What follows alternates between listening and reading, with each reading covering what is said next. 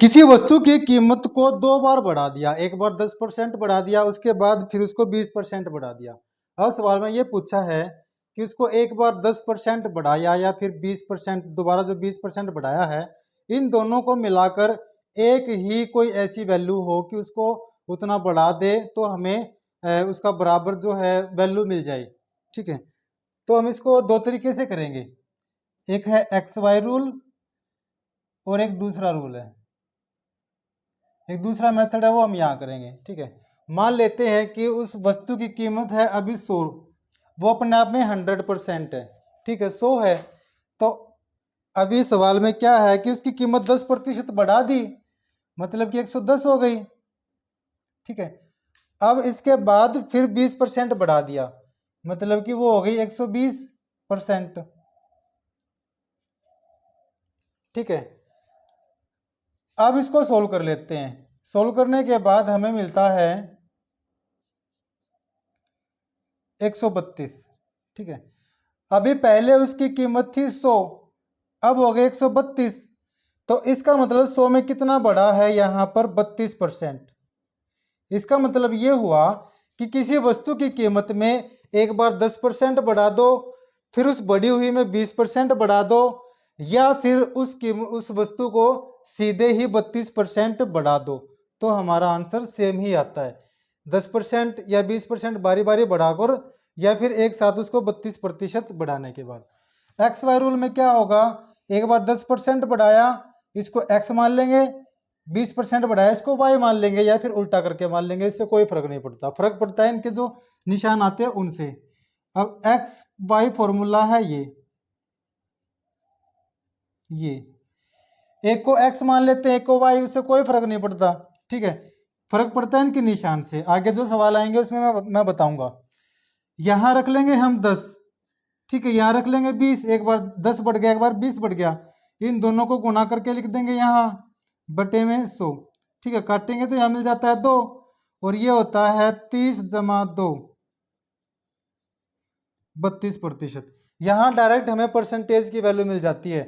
32% वो संख्या है, वो मात्रा है कि अगर हम उस वस्तु में एक बार 10% बढ़ाए और फिर 20% बढ़ाए, हमें जो रिजल्ट मिलेगा वो रिजल्ट हमें एक बार में ही 32% बढ़ाने पर मिल जाएगा। नेक्स्ट,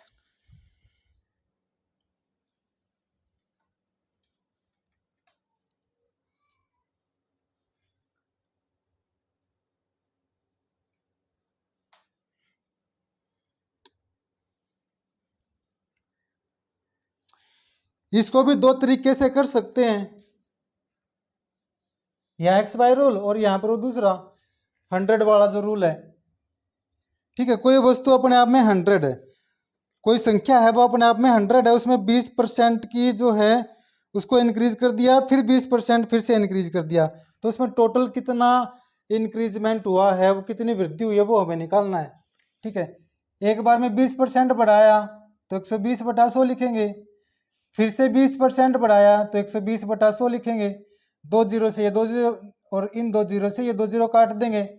ठीक है, 12 का स्क्वायर होता है 144, पहले 100 था, अब 144 हो गया, मतलब कितना बढ़ गया 44, 100 के ऊपर कितना बढ़ गया 44%। प्रतिशत का निशान इसलिए क्योंकि 100 के ऊपर बढ़ा है ना, 100 अपने आप में एक 100% होता है। ठीक है, तो हम डायरेक्ट यहाँ प्रतिशत का निशान लगा सकते हैं। 44% वो उस संख्या में वृद्धि हो गई। कब हो गई, जब एक बार 20% बढ़ाया, फिर से उसको 20% बढ़ा दिया। ठीक है, इसको एक्स वाई से भी कर सकते हैं, एक्स जमा वाई जमा एक्स वाई बाय 100, इन दोनों को गुणा करेंगे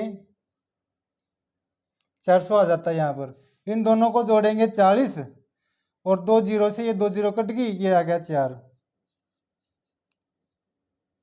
यहाँ पर डायरेक्ट परसेंट की वैल्यू आती है, प्रतिशत की वैल्यू आती है यहाँ पर। ठीक है, ये 44% है। जो निशान मैटर करता है, अगर प्लस का निशान है तो उसमें वृद्धि हुई है, माइनस का निशान है तो इसमें कमी हुई है, हम निशान से पता लगा सकते हैं। नेक्स्ट,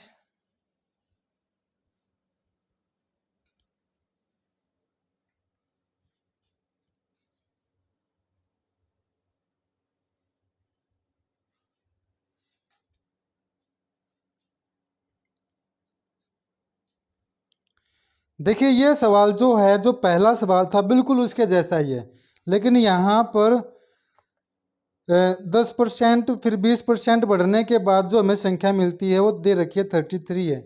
ठीक है, अगर हम पहला सवाल देखें तो 10% बढ़ा है, फिर 20% बढ़ा है। ठीक है, फिर यहाँ पर एक्स वाई रूल के हिसाब से इन दोनों को गुणा करके लिखेंगे। ये आ जाता है 30 और यहाँ आ जाता है 2। 32% जो है संख्या में वृद्धि हुई है। ठीक है, 32% वो इंक्रीज हुई है कोई संख्या। 32% बढ़ जाने के बाद वो संख्या हो जाती है 33%। मतलब कि ये हुआ 33% नहीं, 33 वो हो जाती है, परसेंट नहीं है। ठीक है, अच्छा अब वो जो संख्या है पहले 100% थी अपने आप में। ठीक है, जो हमें नहीं पता कितनी थी ये निकालना है। अब वो 32% बढ़ गई, मतलब कि वो 132 हो गई। और 132 होने का मतलब ये है, इसने बताया कि वो 33 हो गई अब। ठीक है, ये 33 कब आता है? जब मैं 132 को 4 से भाग कर देता हूँ।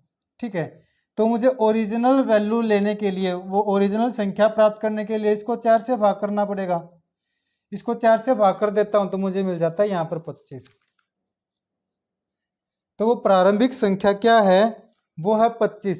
अगर 25 में इसका 32% निकाल ले और इसमें जोड़ दे तो हमें 33 मिल जाता। देखिए 25 का अगर हम 32%, इसको हम 132 लिख लेंगे, डायरेक्ट कर लेते हैं, इसको जोड़ने की जरूरत नहीं पड़ेगी। यहाँ आ जाता है 4। 4 से अगर हम 132 को काटे तो 3 पे गया पहाड़ा, फिर 3 पे 33 मिल जाता। 25 से हमें 33 मिल जाता, मतलब कि वो संख्या 25 है। 25 में अगर 32% बढ़ा दिया जाए तो वो संख्या 33 हो जाती है।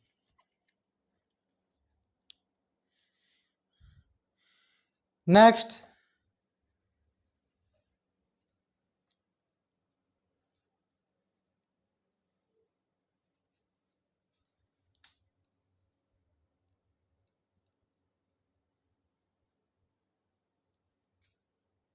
रमेश ने अपने खर्चे को पहले 5% घटाया, फिर 15% घटाया।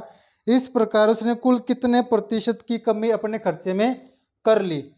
देखिए मान लेते हैं कि उसने अभी अपने खर्चे में कोई भी कमी नहीं की है, तो वो अभी 100% है, उसमें कोई भी कमी नहीं की है। इस सवाल को भी दो तरीके से कर लेंगे, या एक्स वाई से कर लेंगे।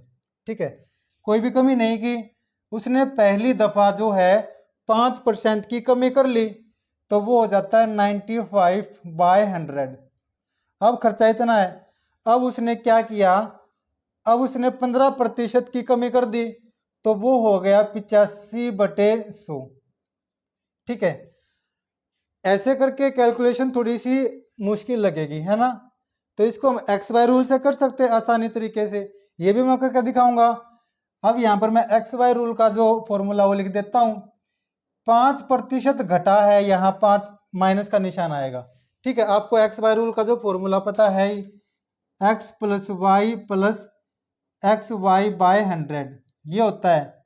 ठीक है, यहाँ पर जो है एक को एक्स मान लेंगे, पहली बार घटे हुए को एक्स मान लेते, दूसरी बार घटे हुए को वाई मान लेंगे। तो यहाँ पर घट गया 5 आ गया। ठीक है, घटा है इसलिए माइनस का निशान आया है। दूसरी बार फिर घटा है 15, इसलिए माइनस का निशान आया। इन दोनों को जोड़ेंगे, दोनों को गुणा करेंगे तो माइनस माइनस प्लस हो जाता है। 15 पंजे 75 बटे ये 100 आ गया।